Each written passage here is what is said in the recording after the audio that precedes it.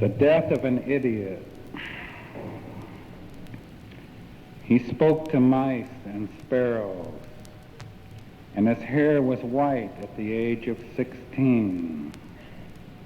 His father beat him every day, and his mother lit candles in the church. He seemed to be constantly masturbating in such odd places as behind the garage or up in the apricot tree. His grandmother came while the boy slept and prayed for the devil to let loose his hold upon him, while his mother listened and cried over the Bible. The young girls he didn't seem to notice. The games boys played he didn't seem to notice. There wasn't much he seemed to notice. He just didn't seem interested.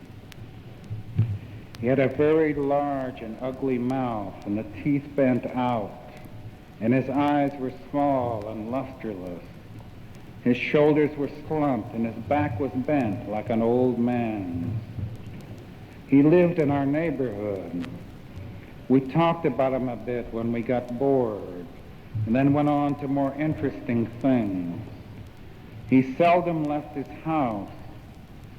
We would have liked to beat him, but his father, who was a huge and terrible man, beat him for us. One day the boy died. At 17, he was still a boy. A death in a small neighborhood is noted with alacrity and forgotten 3 or 4 days later. But the death of this boy seemed to stay with us all.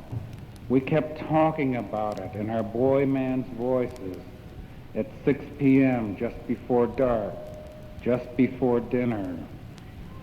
And whenever I drive through that neighborhood now, decades later, I think of his death, while having forgotten all the other deaths or anything else that had happened then. As I say,